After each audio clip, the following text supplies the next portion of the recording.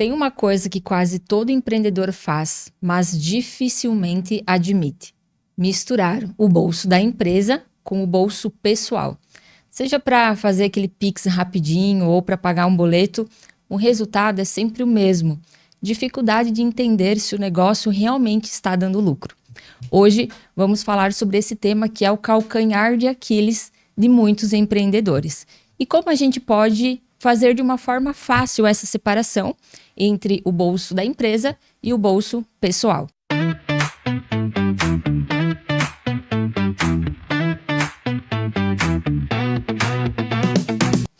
Sejam bem-vindos a mais um episódio do podcast Conexão Financeira. Eu sou Ivana, consultora de investimentos e host do podcast. E eu sou Bruno Pazeto, também consultor de investimentos e host do podcast.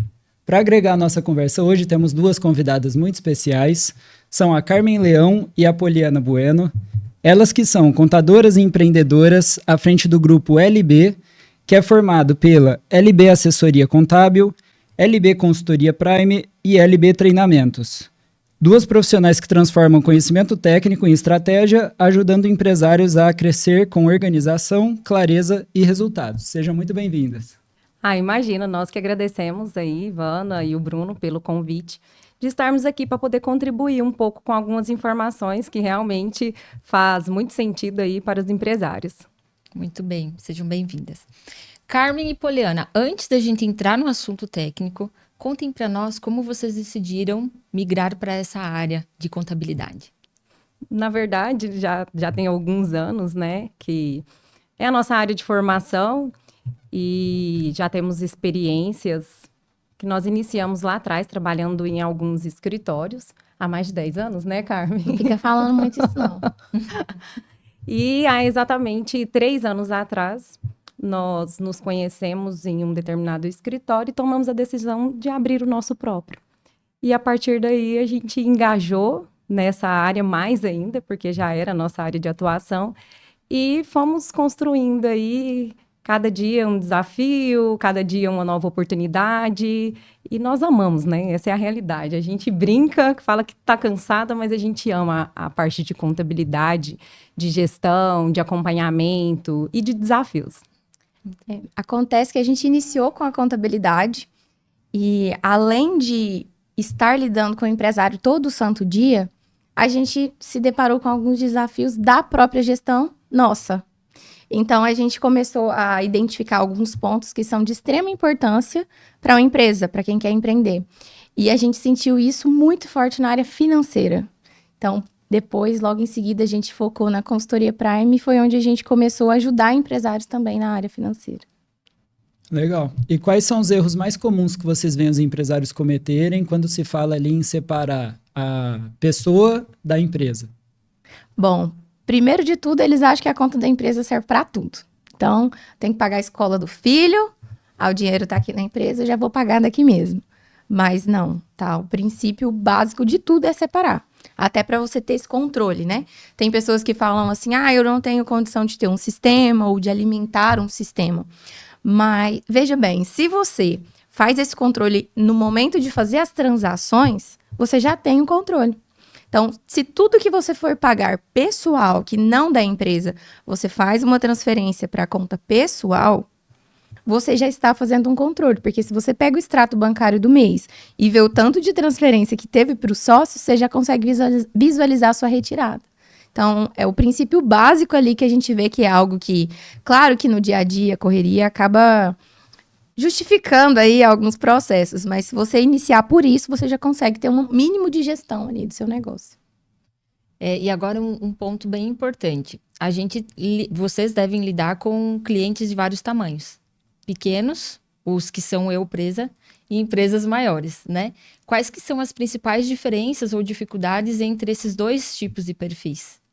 Então, geralmente os empresários menores, eles acabam tendo uma dificuldade um pouco maior. Porque realmente eles é o equipe, né? Porque eles que fazem a venda, eles que fazem o comercial ali para a captação, eles que fazem o financeiro, eles que fazem o marketing. Então, isso acaba sendo uma justificativa para eles para não organizar a parte de gestão do negócio. Ali o empresário, ele mede, ele já está partindo um pouco mais para a organização, até mesmo porque ele começa a entender que o negócio dele precisa girar, mas ele precisa ter informações para tomada de decisão. E já o empresário maior, ele já tem uma equipe mais estruturada e ele consegue ter maior visibilidade realmente da importância dessa gestão. Então, isso facilita um pouco, mas não é regra que todos eles, mesmo maiores, têm essa gestão interna. A gente até, eu brinco muito, às vezes a gente está em algum evento, vai falar um pouco sobre o nosso negócio ou dar alguma palestra, eu sempre pergunto se eu desse uma oportunidade ali naquela hora para eles tomarem uma decisão a partir dos relatórios financeiros da empresa, se eles conseguiriam me dar. E ninguém tem essa resposta. Imagina. Então, assim, e ninguém tem. Então, eu falo assim, olha, se vocês tivessem uma oportunidade única para tomar uma decisão de um investimento agora, vocês conseguiam? Já fica a reflexão para quem está assistindo, né? Isso. Então, assim, isso é muito importante. Por quê? Porque se eles não têm gestão da empresa deles ali, eles não conseguem, às vezes, nem crescer o próprio negócio. É por isso que a gente fala de ter um acompanhamento, de ter alguém que faça esse trabalho. Eu não tenho como fazer, então eu vou terceirizar isso? Não. Então, vamos analisar melhor cada realidade. Uhum. Com própria relação aos números, eu já encontrei cliente que estava pensando em vender a empresa, e aí ele me falou, Bruno, você consegue me ajudar com essa parte e tal? Eu falei, cara, sua empresa vale quanto? Ele falou, não sei. Eu falei, você nunca fez valuation da empresa? Não. Eu falei, tá, quais são seus números? Faturamento e tudo mais. Ele, faturamento mais ou menos tanto anual. Eu falei, bom que você sabia faturamento, sabia margem líquida, sabia vários dados contábeis ali. Eu falei, bom que você já sabe boa parte. Só falta, de fato, alguém pegar e fazer o valuation disso para você. Mas muita gente nem isso sabe, né? Acontece muito dos clientes da contabilidade chegar pra gente e falar assim, minha empresa não dá lucro. Aí a gente fala assim, tá, mas você não tá pra fora do país esses dias viajando? Não, paga aí, parcela. Mas aonde? Da empresa. Isso não é lucro? Lógico que a empresa não dá Alguém lucro. tá pagando a conta, O funcionário que recebe melhor que o sócio tá gastando muito. Alguém tá pagando. Então, é muito comum os pequenos empresários falarem que a empresa não dá lucro, ou até ele achar que tá dando lucro e tá tirando dinheiro, e ela não estar realmente. Então, é muito importante ter esse controle. Eu já peguei o caso de uma cliente que estava mais ou menos nessa situação. Um faturamento muito alto, vendo faturamento muito alto, imagina que pode gastar um dinheiro alto também na pessoa física. E aí, quando a gente pegou os dados e levantou de fato, a gente viu que de lucro líquido a empresa estava tendo mensal ali uns 10 mil por mês. E ela estava vendo com 20 mil por mês. Falei, a conta não vai fechar, ou na PJ ou na PF. Porque ou você vai tirar 10 mil a mais por mês da PJ e a PJ vai se endividar, ou você vai gastar 10 mil a mais do que pode na PF e a PF vai se endividar. Então é interessante ter essas contas, né?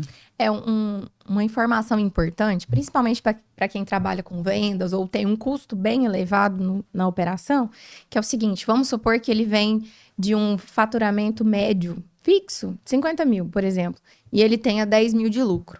Aí vamos supor que ele fez uma Black Friday, e aí ele fala assim, faturei 80 mil, só que às vezes, nesse desconto que ele deu, a margem dele achatou, e isso pode fazer com que o lucro que era 10 mil seja ainda menor, por mais que ele tenha vendido mais.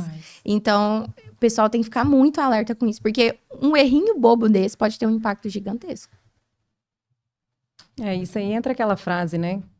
Que faturamento é ego, lucro é o que importa. Então, a gente tem que ter visão do lucro da empresa, Exato. porque às vezes eu tô faturando milhões e meu lucro é bem inferior ao que eu almejo. Então, a gente sempre bate nessa tecla. Gente, faturamento é ego, vamos preocupar com o lucro.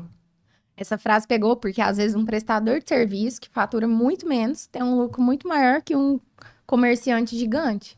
Então, o pessoal fica muito apegado com essa questão do ego de faturamento, mas o que manda é o lucro, né? Porque ninguém abre uma empresa por abrir. Sempre quer o lucro. Sim. Seja para investir, seja para gastar.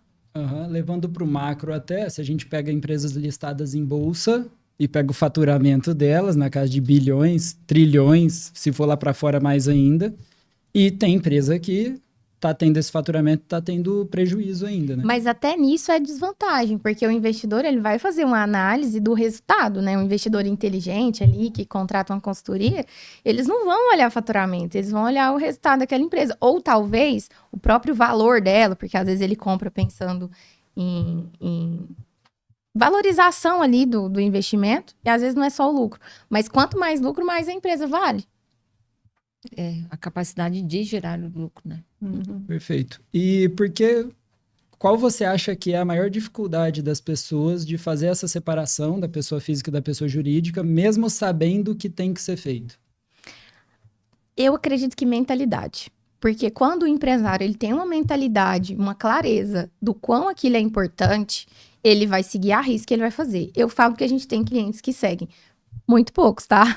A maioria fala, não tive tempo, não tinha limite na conta, não deu tempo, só tinha 5 minutos para fazer. Mas tudo é questão de controle. Se você sabe que você tem uma conta para pagar, você já pode alinhar com o seu gerente um ajuste de limites ali para que você não passe por isso. Então, é simplesmente fazer uma transação a mais.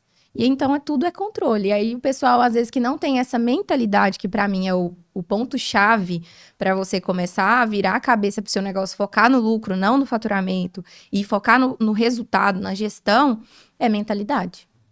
E por onde que você daria de dica, né? Por onde começar? Primeira coisa é separar, nunca pagar nada pessoal na empresa. Inclusive, tem até uma regulamentação que eu nunca vi ela ser aplicada na prática, não vou mentir.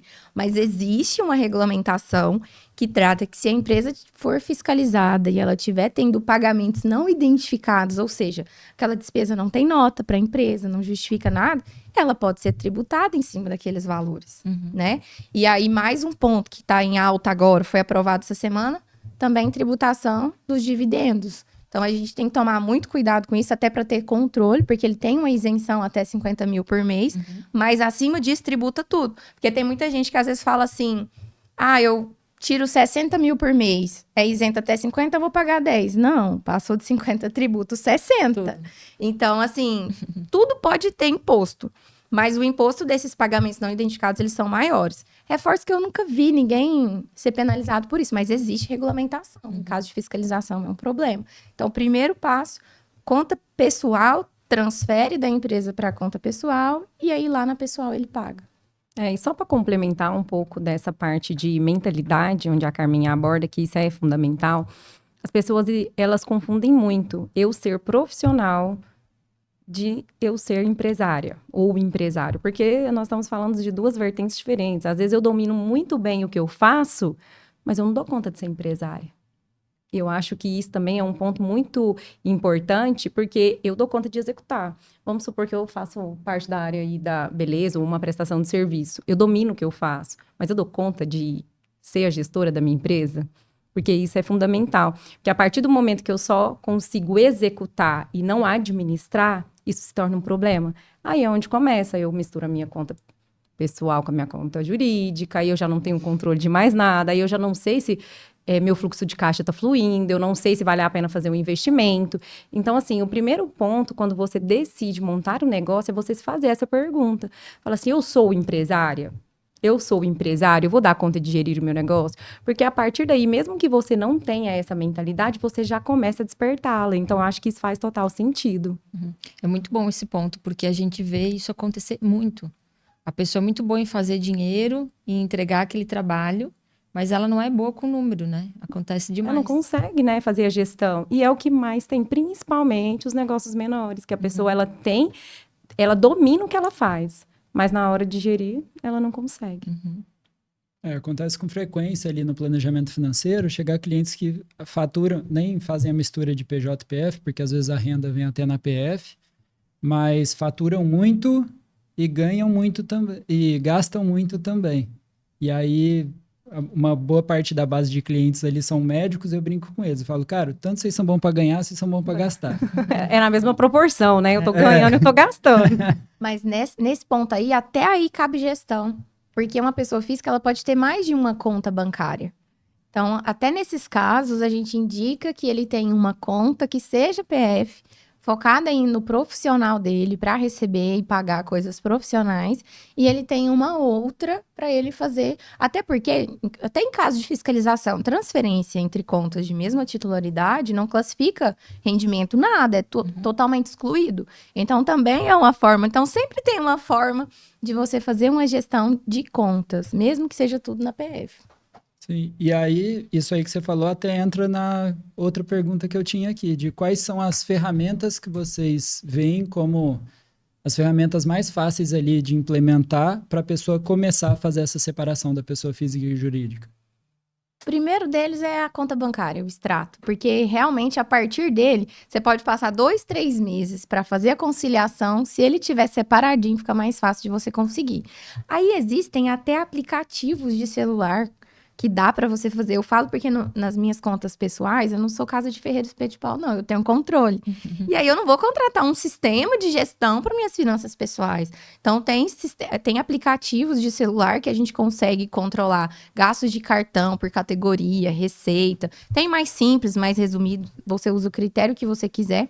Tem o Excel, mas eu acredito que tem gente que vai ter mais facilidade com o aplicativo de celular que com o Excel. Então, tem muitas ferramentas, não necessariamente precisa ser um sistema. E tem esses sistemas da internet, tem uns que são gratuitos, esses de celular. Então, quem quiser, consegue fazer essa gestão de uma maneira simples, pelo menos para ter um controle do que entrou e que saiu. Até naquele livro caixa, aquele caderninho, quem quer fazer, consegue. Porque lá na papelaria vende aquele controle de caixa, onde você coloca tudo que você teve de receita, tudo que você teve de despesa, faz a soma ali, deduz no final do dia e tem o resultado. Então, assim, quem quer realmente, de fato, ter esse conhecimento e gerir o negócio dele, ele consegue, que seja no caderno. No caderninho, né? Eu lembro da minha mãe fazendo isso, acredita? Você falou do caderninho, eu lembrei dela. Ela controlava as contas no caderninho. Eu falei com uma cliente hoje, hoje não, esses dias atrás eu falei com uma cliente sobre um negócio que me assustou, que eu fui para casa última vez, no interior de São Paulo ali, e aí a gente estava sentado na mesa com meu avô e minha avó, e meu avô zoando minha avó, porque ela separa as contas dela, pega o dinheiro, saca, senta na mesa da cozinha e separa em bolinhos. É o bolinho do mercado, bolinho disso, bolinho disso, bolinho disso, bolinho disso. Eu falei, e aí a gente falou, vó, tem cartão de crédito, tem aplicativo, tem um monte de coisa para a senhora controlar, até um caderninho, não precisa... Hoje em dia tem conta digital, você não precisa mais ficar com dinheiro físico ali. Falou, cara, eu fiz isso durante 70 e tantos anos e nunca me endividei, nunca tive problema, sempre deu certo. Pra que eu vou mudar? Eu falei, tem um bom ponto aí. Não, isso é gestão, né? Cada um à sua maneira, não deixa de ser. Ela não vai gastar mais do mercado ou menos. Ela vai ter esse controle, ela vai estar visualizando, conseguindo acompanhar. Então, desde que você tenha essa informação, não precisa ser digital. Tem gente que tem dificuldade, né, com digital. Sim, mesmo se gastar mais com o mercado, que é um negócio que a gente vê a pessoa ter dificuldade, se ela gastar mais do mercado, ela vai saber o quanto ela está gastando a mais e do que ela está abrindo mão para que ele gasta mais com o mercado, porque ela vai ter que tirar do dinheiro daqui. E aí, com cartão de crédito hoje e tudo mais, fica mais difícil a pessoa ter essa noção, né? Ela quer gastar 2.000 com um restaurante no mês, acaba gastando 3, mas ela não sabe que esses 1.000 a mais... Da onde que veio? Meio ano que ela vai ter que trabalhar mais lá na frente, porque esses 1.000 não foram para a caixinha da aposentadoria. E gera um impacto, né? A gente pensa que não, quando vê lá o resultado, fala assim, será que está me gerando só R$1.000? O que tem, né? Só que acontece exatamente como você falou, isso às vezes em meses você não recuperou ainda aquele consumo um pouco maior ali dentro do mês. Vou dando um resumo até da minha própria história. Há um ano atrás, eu falei, gente, mas não tem lógica eu estar gastando tudo isso. Pessoal. Aí eu comecei a alimentar um sistema de aplicativo de celular e comecei a separar por categorias. E eu assustei. Eu consegui visualizar onde que era o gargalo ali e dar uma segurada. Então, a importância de você ter essa clareza, inclusive na pessoal, para você conseguir. Às vezes você fala assim, vou fazer um investimento. Será que eu tenho condição de fazer esse investimento? Ou será que se eu só dar uma segurada em alguma coisa que eu estou gastando desenfreada que eu consigo fazer? Então, eu sou experiência própria de que o controle, ele dá uma ajudada. E hoje, a maioria das pessoas já fala assim, quando a gente pergunta, tem investimento? Não sobra nada, não. E é o cara que ganha 10 e o cara que ganha 50. É a mesma coisa, não importa o salário, né? Muito legal. Tá bom, agora é o seguinte, tem muita gente que fala assim, poxa, mas minha empresa a minha receita é muito pequena na minha empresa. O que vocês definem como um prolabore saudável? Como definir? Tudo que a gente vai responder quase na contabilidade, a gente usa a palavra depende, né? E nesse caso, depende ainda mais. Porque assim, não dá pra gente comparar uma empresa prestadora de serviços recorrentes, por exemplo, de uma empresa de comércio que precisa recomprar o estoque. Então, assim, é muito particular isso, tá? E a atividade de comércio tem que tomar ainda mais cuidado, porque tem toda uma questão de, eu tenho caixa, eu tenho um pouquinho de estoque, mas aquele estoque acaba de uma vez. Onde que você vai tirar o dinheiro para reinvestir no seu próprio operacional? Então, tem que tomar muito cuidado. É muito difícil a gente chegar e trazer isso de maneira genérica, porque para uma empresa que tem prestação de serviços recorrentes fixos, que tem um contrato, que se ele rescindir tem uma multa, então você consegue ter um custo fixo, uma receita fixa, o que pode variar é para mais. Então você até consegue estipular quase que um salário para o sócio ali dentro daquela realidade. Mas já para segmento de indústria, comércio, é muito difícil. Depois de um certo tempo que você conhece o seu negócio, fluxo de caixa, que percebe que a gente precisa ter esses números em mãos para a gente poder chegar no Prolabore. E aí é um erro muito comum de quem vai iniciar um negócio, achar que no primeiro mês ele já pode tirar, principalmente para o comércio. Você não conhece a realidade. Aquele dinheiro que você tira vai te atrapalhar no ciclo do negócio, né? Você precisa de caixa para comprar, ou que seja à vista. Fala, eu compro parcelado. Tá, mas aquele parcelado dá tempo de você vender e receber? Geralmente não dá. Tem que ter o capital de giro, né? Tem que ter o capital de giro. Então, assim, é diferente, depende muito do segmento. Mas é importante ressaltar que essa retirada, ela tem que ser fixa. Independente se eu tô ganhando líquido 50 mil e tô deixando isso ali como meu capital de giro, entendeu? E é muito importante, porque às vezes eu penso assim, não, esse mês eu ganhei 50 mil, vou tirar 40. Não, mês que vem eu ganhei 30, vou tirar 30, que eu tirei 40 mês passado, agora eu não vou conseguir diminuir isso aqui, porque senão eu vou ficar em o custo de desvantagem. vida já aumentou e não volta. Esse é o grande problema. Então, assim, realmente depende, como a Carmen mencionou, isso tem que fazer um levantamento do negócio para descobrir o valor ideal, mas que isso seja fixo, independente se eu comecei a faturar de 50, eu pulei para 200 mil. Eu tenho que esperar isso estabilizar para que eu consiga fazer um aumento no meu Prolabore. Então, nem que eu falo, eu vou tirar 2 mil por mês, você sabe que 2 mil é seu. Então, você pode gastar 2 mil na pessoa física até para fazer investimento, né? Isso. E depois você pode fechar aquele balanço do período e ainda apurar o lucro, né? Distribuir também, além desse valor fixo. Tem várias vertentes, realmente depende muito da realidade do negócio. Às vezes o negócio acabou de abrir, então nem olhando aquela realidade ali, às vezes a gente não consegue passar um número exato. Mas é importante ter essa consciência, até a questão da mentalidade, porque aí lá na física ela fala assim, eu tô ganhando uma média de 30, mas pode ser mais, aí veio um pouquinho mais, você já quer tirar. Então é muito da questão da mentalidade. Quando você coloca na cabeça que é um valor fixo, você consegue segurar até um pouco das despesas da física ali dentro daquela realidade. Sim, esse negócio que você falou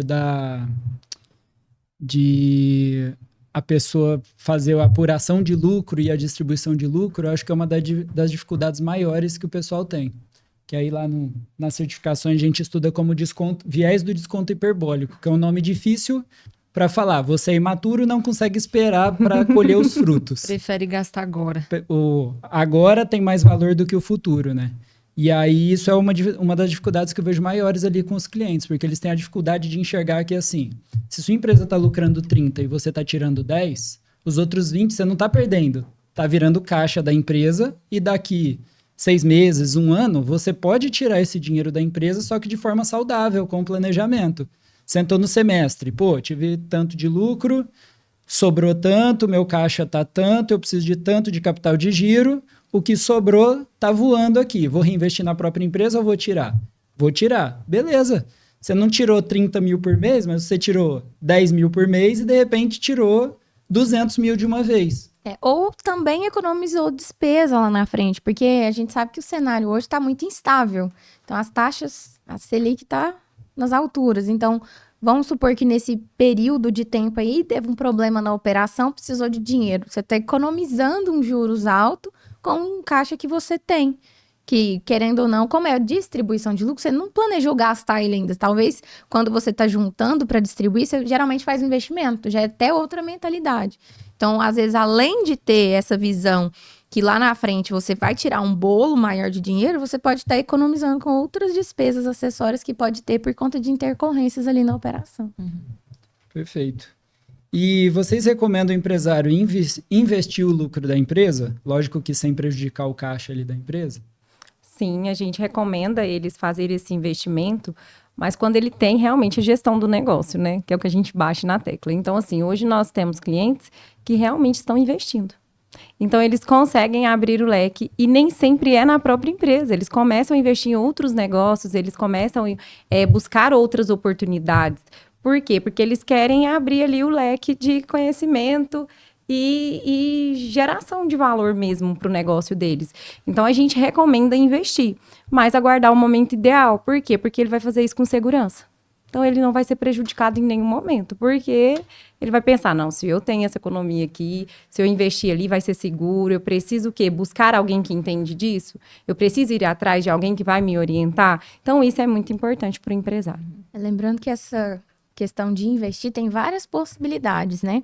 E aí, a questão da mentalidade que a gente fala muito, porque a gente tem uma carteira de clientes muito diversa. E a gente tem cliente com todo tipo de mentalidade que vocês imaginarem. A gente tem cliente que eles têm fluxo de caixa, porque eles não têm essa visão de pegar tudo, eles têm a visão de o mínimo possível e o resto eles vão reinvestindo. E aí tem momentos, geralmente eles aplicam, mas tem momentos que eles têm esse dinheiro em caixa, e eles trabalham, principalmente do agro, né? Trabalham com uma janela ali específica, não é do mês, não é 30 dias, é abril. E aí eles veem, eu tô com dinheiro. Eu tenho uma parcela lá para abril negociada, tudo certinho. Meu fornecedor tá apertado. Eu vou negociar um desconto aqui. Só que aí eles chegam no nível de avaliar o quê? Tá, o desconto tem que ser maior que eu aplicar minha rentabilidade. Porque senão eu vou ficar aqui com esse dinheiro. Uhum. Porque eu não tô devendo ninguém. Minha parcela, veja bem, lá para o ano que vem, em abril. Uhum. Não tô devendo ninguém. Tô com o dinheiro em caixa, meu fornecedor tá precisando. Tá, quanto que você me dá de desconto? É maior ou menor que minha rentabilidade? É menor que minha rentabilidade. Não, então eu não vou te pagar. Aí, às vezes, eles aumentam, em alguns casos, a mais da rentabilidade para poder receber, porque às vezes tá precisando. E aí é aquele negócio, quem não tem fluxo de caixa acaba perdendo de vários lados, porque você precisa de dinheiro, ou você capta com juros altos, ou você acaba dando descontos na ânsia por receber. Em oportunidade, na ânsia por receber. E isso, às vezes, consome seu lucro. Sim, no mesmo caso, você citou tanto um caso de sucesso quanto um caso de fracasso com relação ao fluxo de caixa, né? Exatamente. É um que está com dinheiro na empresa e pode negociar e pode investir, ganhar juros, e o outro que está sem caixa na empresa e tem que pagar juros em forma de desconto. Ele não vai pagar de fato, mas vai deixar de receber, no final é a mesma coisa. Exatamente. E esse investimento também precisa ter muito cuidado, porque às vezes tem uma obrigação para daqui a 6 meses e entra num investimento que não tem liquidez para 6 meses. Uhum. Então o dinheiro fica travado. Aí gera um outro problema porque você tem um deságio para resgatar antecipado e pagar isso. Então esse cuidado consome a margem de lucro ali no fim das contas, né? Então tem que tomar muito cuidado. Com relação à própria liquidez também, nesse caso do cara que vai negociar com o fornecedor para descontar, uma coisa que a gente vê acontecer às vezes tenho 200 mil de caixa, tá sobrando esse dinheiro aqui, vou negociar com o fornecedor. Aí vai e paga os 200 mil do sem caixa, desconto. Não, com desconto. Consegue o desconto lá com o fornecedor, só que pega os 200 mil e põe, e perde a liquidez. Aí, 2 meses depois, é ele que tá precisando de dinheiro e tem que pegar emprestado pagando juros ou coisa do tipo. Tem que ser bem consciente, né? Isso é um negócio que na consultoria financeira a gente tenta gerar a consciência ali, né, no cliente. E a gente sempre orienta a deixar mais liquidez, porque normalmente precisa antes. Não, ainda mais no cenário atual, né, que a gente não tem nada estável, a gente não sabe o dia da manhã. Então, a liquidez agora tá sendo ouro nas empresas. Exato. Sim. E até com relação aí, já partindo até para pessoa física, né? Com relação a comprar imóvel, que a gente vê muito. A pessoa junta um dinheirinho, tô com 200 mil na física, vai dar entrada no imóvel. E fica descapitalizado. Total. Aí junta mais 200 mil, já tá com a parcela do imóvel anterior pagando financiamento, juntou mais 200 mil, tá entrado em outro imóvel. Vai tendo um acúmulo de parcelas. Na hora que vai ver, tem 10 milhões de patrimônio, 6 milhões em passivo lá em dívida e zero capitalizado, zero de liquidez. Nesse caso da física é complicado, porque é só um investimento só ali, né? Mas tem casos que quem trabalha com investimento em outros negócios, né? Que aí esse investimento ele vai trazer uma rentabilidade, ele vai ter uma valorização muito maior. Então, tem casos que vale a pena, né? Você às vezes fazer uma captação para fazer um investimento. Mas só que o grande problema disso na física é que eles fazem isso sem consultoria. E para mim é o grande gargalo. Porque na jurídica, geralmente quem trabalha com investimento, né? Em outros negócios, eles têm um fluxo de caixa impecável para os próximos anos. Então, eles têm que ter um cálculo. Não é simplesmente falar assim, sobrou 1 milhão em caixa, vou comprar um negócio. Ele tem que ter um fluxo de caixa projetado ali até o final, para ver se aquela rentabilidade, aquela valorização vai pagar o custo que ele está tendo, né? Para captação. Se sim, vale muito a pena, né? São excelentes oportunidades para você trabalhar com dinheiro do próprio banco. Só que tem que ser muito consciente, porque senão você entra numa latada que você não consegue pagar os juros, seu negócio não tem rentabilidade e você quebra. Exato. Agora, assim, qual que é o momento certo de buscar ajuda? Porque normalmente, quem é pequeno, normalmente faz tudo sozinho, né? A gente acabou de falar que a pessoa tem que executar, ganhar o dinheiro e fazer a gestão da empresa, né? Que hora que é? Porque, assim, empresas grandes já têm toda uma estrutura. Para esses menores, que hora é a hora certa de buscar ajuda? Então, Ivana, eu acho que o momento certo é quando você decide, de fato, para falar assim, esse é o momento certo. Porque depois que o seu negócio ele já está girando ali, acaba que às vezes você vai ter que dar uma regredida, porque você não buscou ajuda lá na hora certa que deveria para poder crescer. A gente fica muito feliz quando uma pessoa que quer abrir um MEI nos procura. Porque hoje o MEI, ele não é obrigado a ter um contador. Ele simplesmente pode abrir o seu CNPJ, é gratuito a abertura, mas ele não tem uma consultoria, uma assessoria ali de um escritório que vai fazer essa gestão. Agora, quando um MEI procura um escritório para assessorá-lo, não para abrir o seu CNPJ, para assessorá-lo, isso para a gente já é muito gratificante, porque a gente entende que aquele empresário, ele quer começar, e ele vai começar pequeno, mas ele já tem a mentalidade para crescer. E eu acho que essa é a hora certa. Você já começar buscando a gestão, buscando sabedoria para você crescer o seu negócio. Porque muitos deles não têm realmente conhecimento de como funciona. Então, eu preciso o quê? Entender qual que é o próximo passo. Como que eu vou começar esse negócio? Eu posso comprar até quanto? Porque a gente vê aí casos de empresários que... vou citar um exemplo do MEI mesmo, que é lá pequeno. Que ele compra mais do que ele pode vender. Aí ele começa a ter problema tributário. Entendeu? Porque se ele pode vender só 81, por que ele está comprando 200? Compra de fora do estado. Então, assim... Então, ele já começa o negócio dele sem gestão nenhuma. Sem conhecimento. Então, a gente orienta todos. Quer abrir um negócio? Busca uma empresa, busca um escritório, busca alguém para te dar uma assessoria. Discute, entende seu negócio, fala o que você pretende, onde você quer chegar, da onde você está saindo, para a gente poder buscar alternativas para auxiliá-los. E isso não custa nada. Então, eu acho que é aí que é importante. Pois é. Só para complementar, é muito perigoso, né? Porque, assim, essa questão do MEI não é obrigatório ter contador. Por que a gente fala? Ele não precisa de um CRC, né, para abrir o CNPJ. Não precisa ser um CRC vinculado na junta para abrir. Não precisa, de fato. Para entregar a declaração anual do MEI, não precisa ter um CRC. Então, de fato, ele não precisa, tá? Hoje, as empresas cadastradas no estado precisam ter um contador com CRC vinculado lá para elas permanecerem ativas. O MEI não precisa. Então, todo mundo fala, não precisa.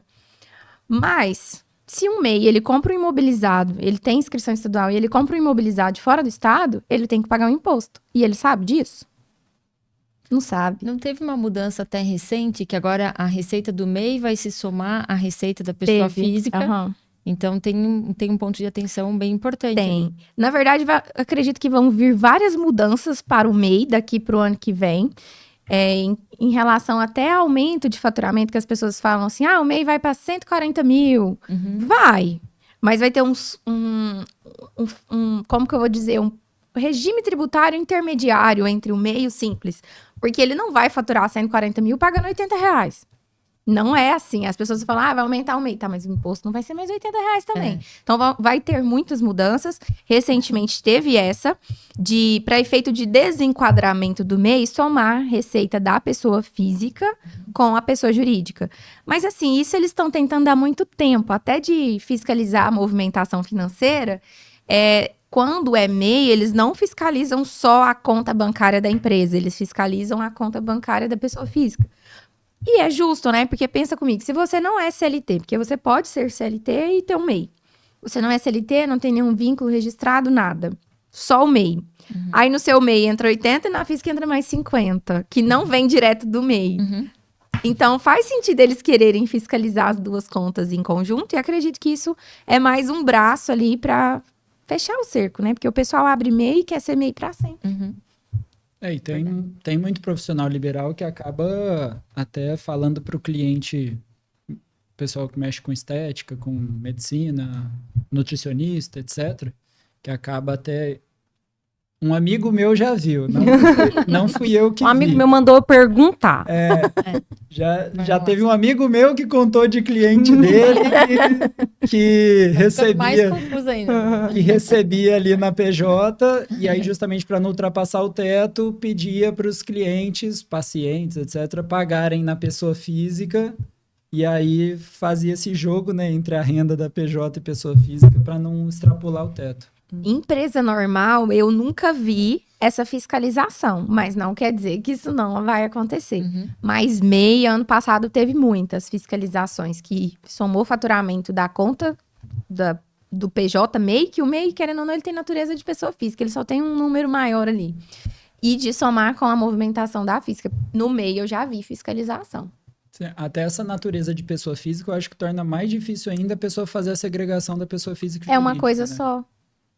Quando é uma empresa normal que você vai abrir, aí tem a sociedade limitada, tem várias opções. Agora o MEI não, ele, querendo ou não, é uma extensão da pessoa física ali. Não tem nenhuma limitação quanto a capital social, igual nas empresas.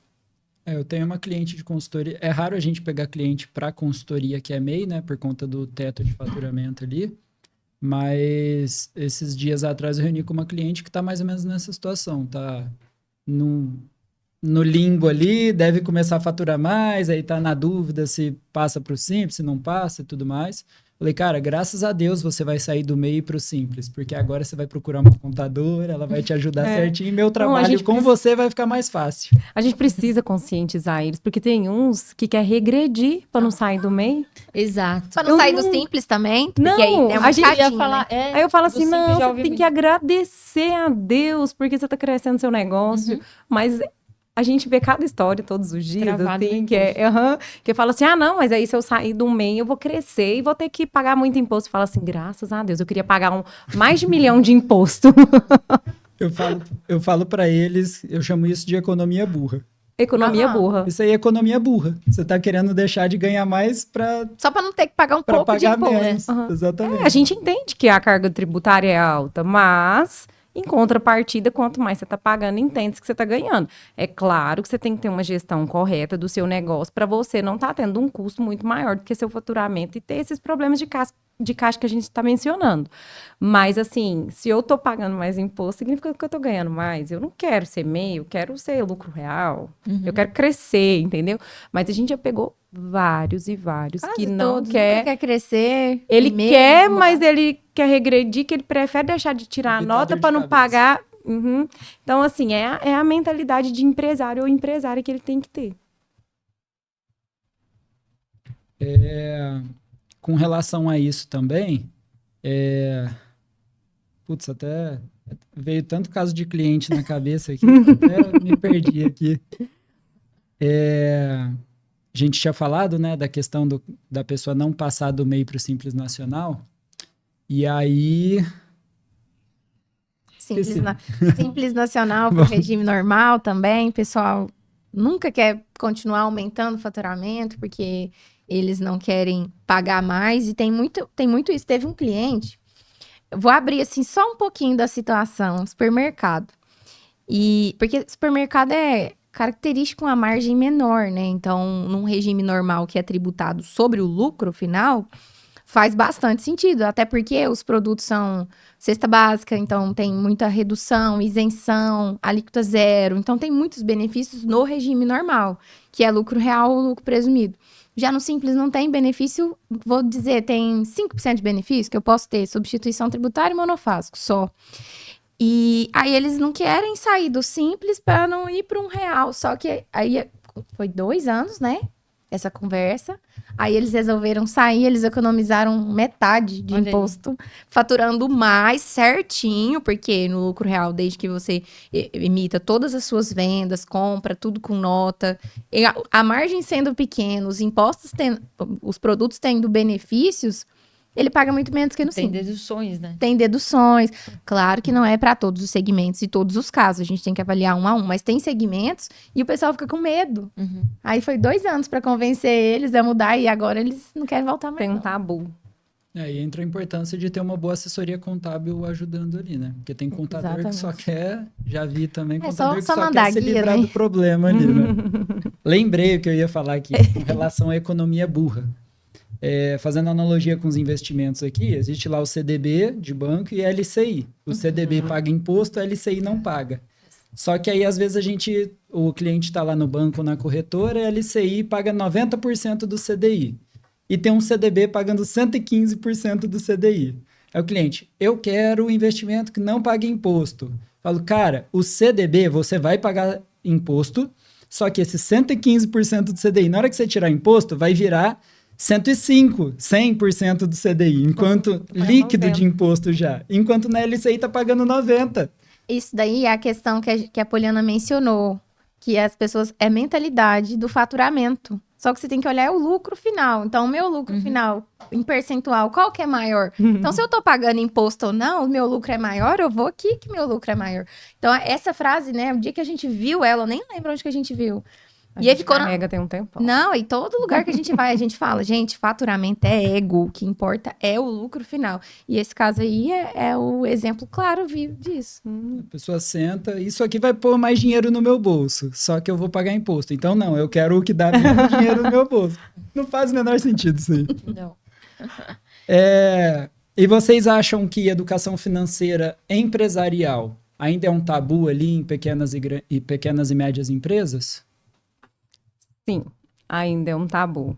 É porque nem sempre ele tem a mente aberta para isso.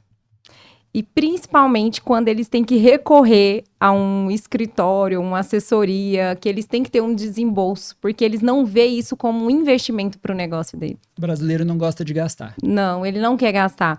E muitas das vezes, isso a gente sempre gosta de mencionar casos que realmente foram cases de sucesso, ou até mesmo que acontecem no nosso dia a dia.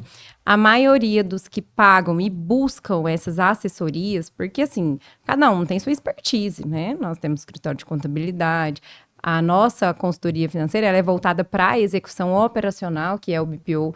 Vocês têm a assessoria financeira, que é voltada para investimentos. Então, assim, cada um, vamos dizer assim, cada um ali na sua casinha.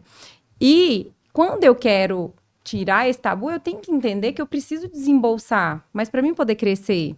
E muitos deles não querem. Porque eles pensam assim, mas eu vou pagar uma consultoria para fazer uma coisa que parece tão óbvia para mim, mas ele não consegue fazer isso na prática. Ele não consegue ir lá e mensurar se um investimento do CDB está sendo melhor para ele. Eu preciso de alguém para isso e eu tenho que reconhecer. Só que eles têm esse tabu ainda para fazer esse reconhecimento. Só complementando, a gente tem muito essa dificuldade na consultoria Prime, que é uma empresa especializada em BPO financeiro, e a gente entra, claro que em alguns pitacos ali de consultoria, mas voltado para a realidade do cliente ali, não é nada nem de investimento, a gente não chega nem nesse nível, mas voltado em solucionar os problemas que às vezes o cliente vai enfrentar. E o que é muito comum? O pessoal fala assim, quanto que é, só simulando aqui um exemplo, quanto que é a consultoria? 3 mil. Não, 3 mil eu tenho minha funcionária aqui do financeiro, ela faz contas a pagar, contas a receber, eu prefiro ela que está aqui dentro. Só que pensa comigo, essa funcionária, ela tem férias, ela tem 13º. Aí você ensina ela, a hora que ela tá boa, ela sai. Aí você não sabe fazer o que ela faz, aí entra outra pessoa, ela mal vai conseguir fazer o operacional, que dirá te dar dicas e te apontar números, indicadores, fluxo de caixa, DRE. Eu desconheço empresa que tenha uma pessoa no financeiro que tem esses índices, não tem.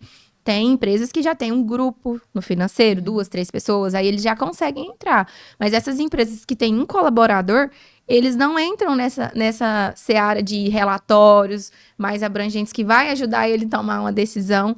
E eles acham que o investimento estando igual, não vou economizar investindo em vocês, não faz sentido para mim. Então, a gente tem muito essa dificuldade com essa mentalidade do empresário brasileiro, principalmente os menores, em relação à educação financeira, que eles acham que é só pagar tudo certinho, cobrar o que tá para receber e tá tudo certo. Eu acho que essa é uma das maiores objeções que a gente tem também. A gente tem, Porque existe o gerente do banco, o assessor de corretora que faz de graça, para que eu vou contratar um consultor independente e pagar ele?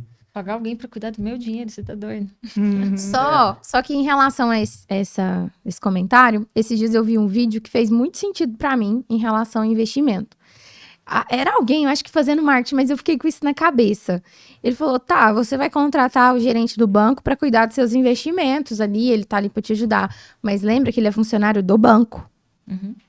Então, nada melhor que um terceiro para cuidar dos seus investimentos com afinco para você. Você é o cliente dele, não o banco. Sim. Então, eu fiquei com isso na cabeça e eu falei, gente, eu nunca tinha pensado nisso. E essa é a parte mais linda da consultoria que eu acho, é a gente ser independente, a gente atender o cliente onde ele quiser, né? E não é oferecer o produto daquela instituição.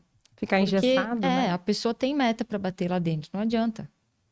O cliente paga para a gente defender ele, não defender os interesses do banco, né? E o fato de ser livre, eu acho que gera até mais credibilidade para vocês, porque aí o cliente, ele chega e fala assim, eu quero isso, eu quero aquilo, vocês vão buscar no mercado.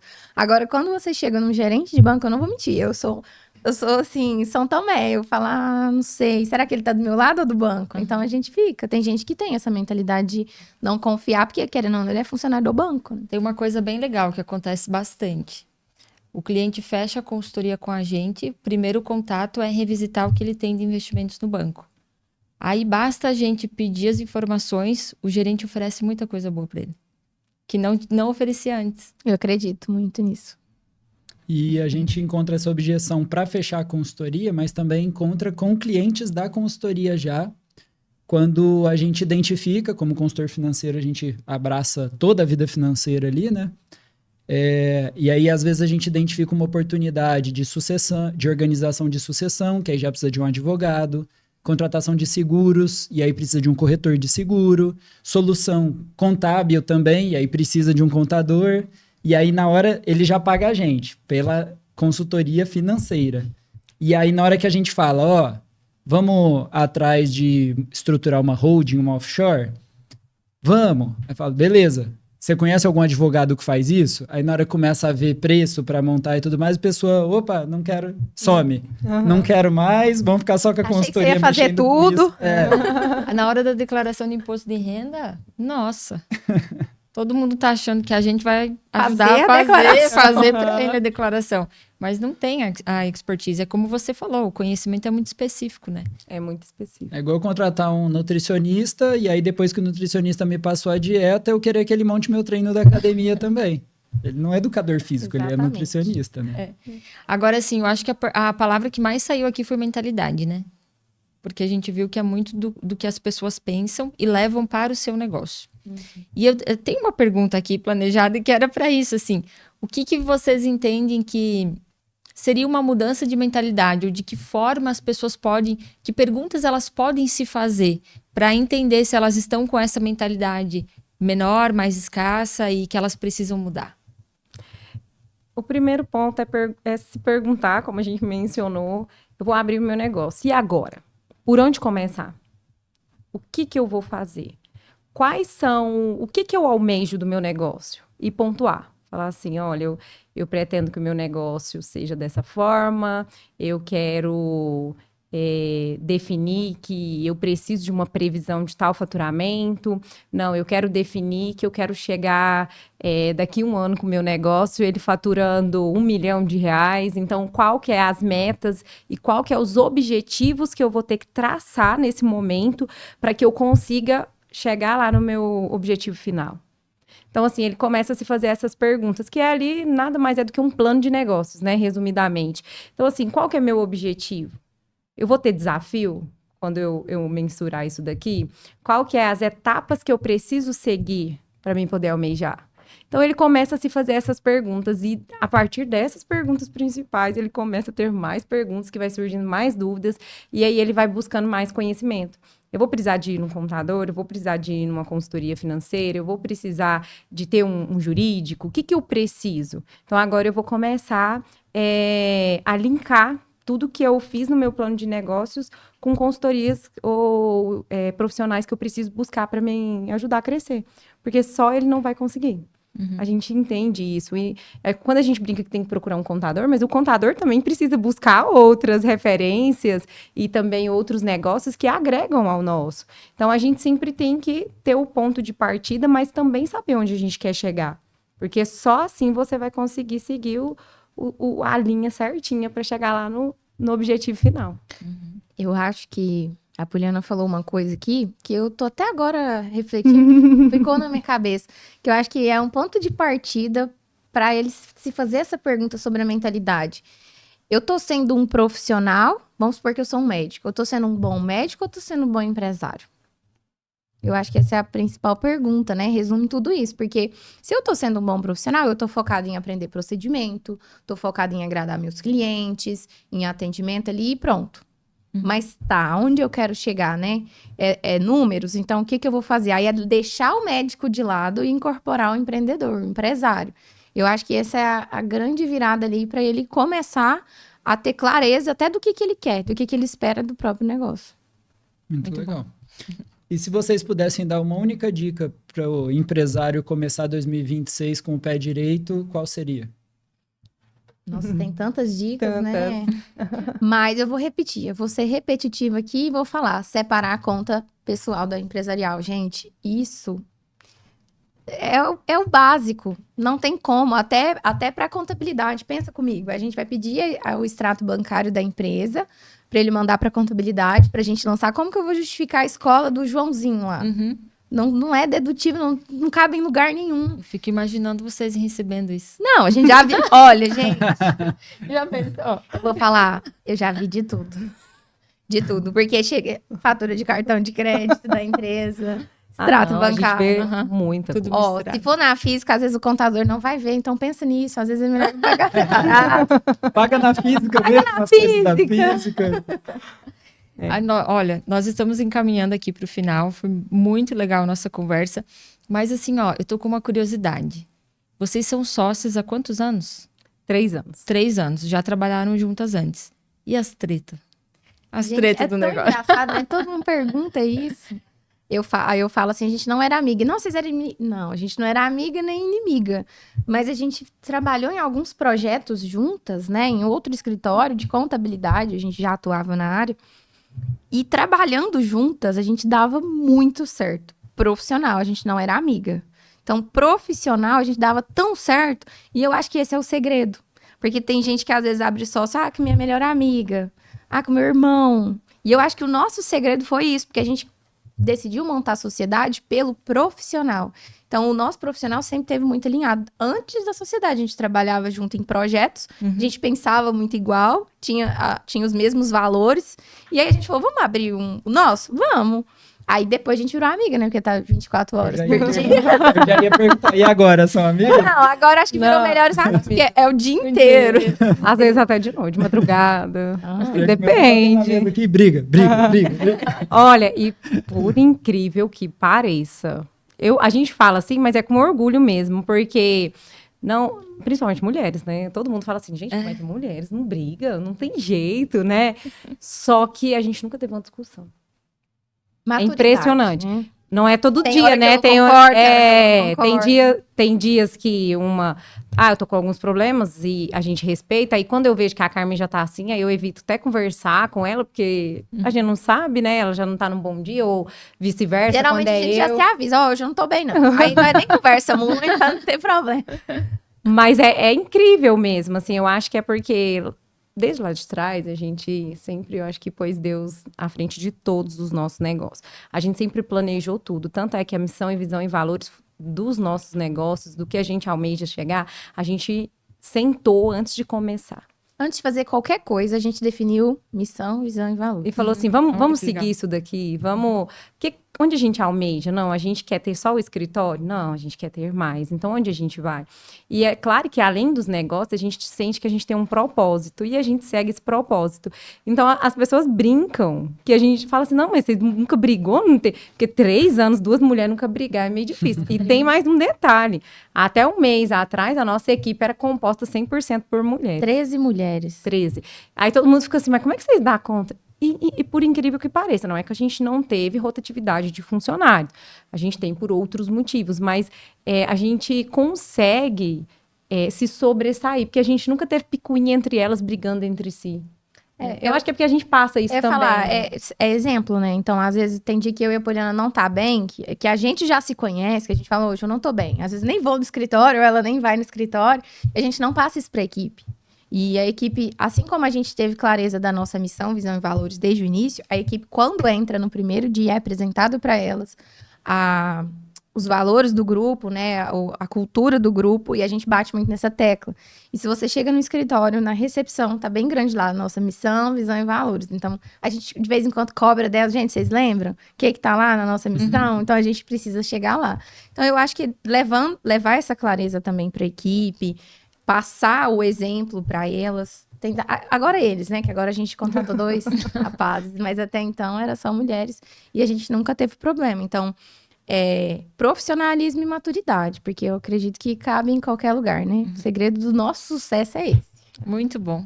Saber ouvir também, né? Porque tem dia que eu quero desabafar, eu fico Carmen, aí eu fico 2 horas lá, falando pra ela. Aí tem dia que ela, não, hoje eu só tô desabafando, tá bom, então vai. Bom, tem algum ponto que a gente não abrangeu aqui que vocês gostariam de comentar?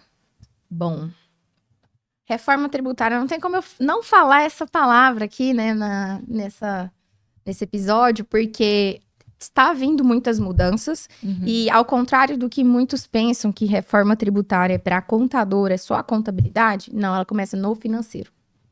Então, o pessoal tomar cuidado, começar a olhar para ela. Não é só imposto. Às vezes, na sua empresa não vai ter nenhum impacto no fluxo de caixa ali, né? Principalmente para o pequeno.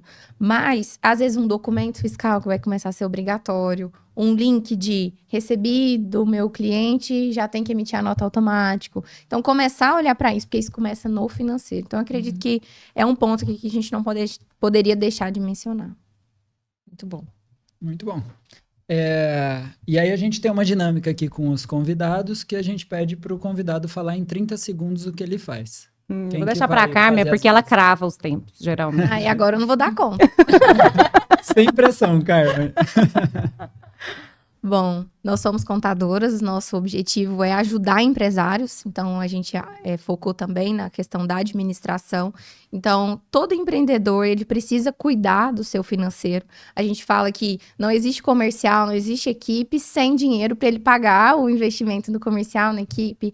Então, a gente acredita que o nosso trabalho é essencial no início do negócio. Então, a gente está aqui com o Grupo LB, né, para poder ajudar os empresários de todas as maneiras possíveis. Com a contabilidade, com a consultoria financeira e com treinamentos, que em alguns casos a gente proporciona até para colaboradores dos empresários, alguns casos para os próprios empresários e alguns casos para profissionais da área contábil e da administração. Então, o Grupo LB está aqui para ajudar você no que você precisar. O que a gente não conseguir, a gente vai atrás para ajudar também. Muito bom. E como as pessoas encontram vocês e a contabilidade nas redes sociais? Bom, o meu Instagram é Carmen T. Leão. E o seu? Poliana Bueno, com 2 L's. Por que eu tô falando? Porque são 3 negócios, então é mais fácil vocês encontrarem a gente. Lá tá todos... Os arrobas todos estão os arrobas lá. estão lá. Então, Estão lá. Carmen T. Leão. E Poliana Bueno. Aí lá na bio tá todos os Instagram lá, vocês vão na contabilidade, na consultoria e no treinamento. Muito bom. Bruno, como as pessoas te encontram? As pessoas me encontram no Instagram, no @bruno.pazeto, com um Z e um T. E vocês me encontram no @ivanabosacolim. Muito obrigada pela participação, foi uma conversa muito boa. Adoramos. Imagina, nós que agradecemos a oportunidade de estar aqui e falar de tantos assuntos que são enriquecedores, né, para todo mundo. Exatamente. É um prazer estar aqui. Se deixar, a gente fala mais 2 horas. Então... Obrigada, gente. Obrigado. Obrigada.